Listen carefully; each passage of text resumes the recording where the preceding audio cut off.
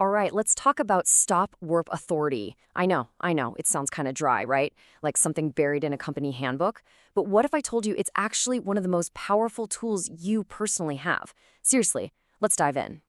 So, let me ask you something. Have you ever been there?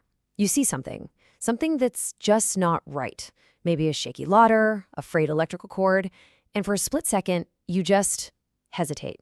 You don't say anything. Come on, we've all done it. You know that moment, that little pause, that silence, that's exactly what we're here to tackle today. It's that moment where your brain is screaming, what if I'm wrong? What if I'm overreacting? But that little moment of hesitation, well, it can have some really, really serious consequences. So how do we get past that hesitation? Well, we do it with this idea, stop work authority. Let's actually break down what that means because it's a big deal. It's not just, permission. It is your responsibility and your authority. And it's for absolutely everyone, employees, contractors, you name it. It's the power to just hit the brakes when you see something unsafe. Okay, but you might be thinking, wait a minute, isn't this just common sense? And you know what? That's a fair question. So why make it a formal thing? It's simple, really. It's designed to completely wipe out that hesitation.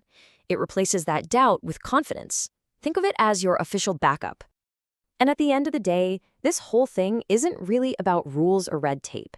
It comes down to one simple, powerful word: care. The entire idea is built on looking out for each other. It's about getting ahead of a problem to prevent injuries or incidents, not just cleaning up the mess afterward. Okay, so we've covered the what and the why.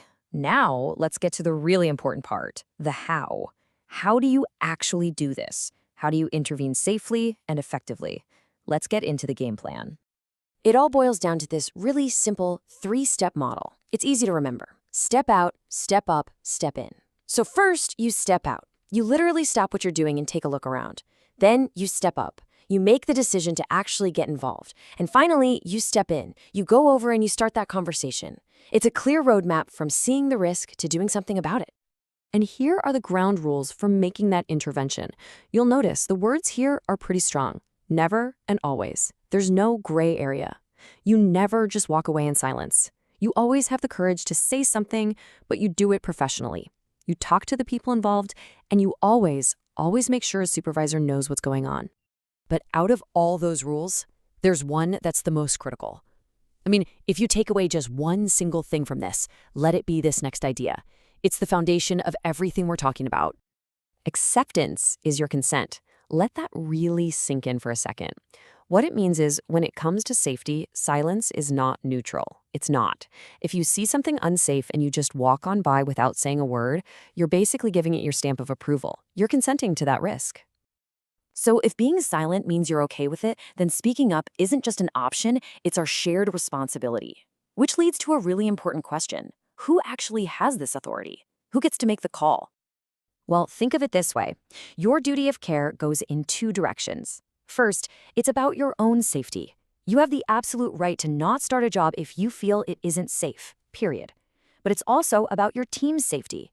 You have that exact same duty to make sure they aren't doing anything unsafe. It's like a 360-degree shield for everyone. So let's just clear this up once and for all, no confusion.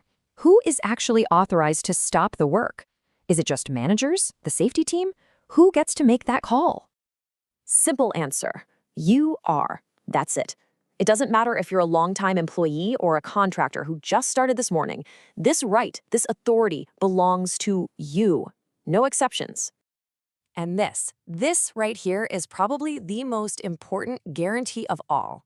This is for that little voice in the back of your head that says, but what if I'm wrong? Am I going to get in trouble for this? The answer is no. This is a promise that you will not be disciplined for stopping a job you feel is unsafe. You'll be supported, because it is always better to stop a job than to have an incident. That's what real psychological safety is all about. So when you put it all together, the what, the why, the how, and that rock-solid guarantee, you realize this is about so much more than just a single rule. It's about building an entire culture, a culture of courage, where speaking up isn't the exception, it's the norm. And that brings us right back to where we started, with you.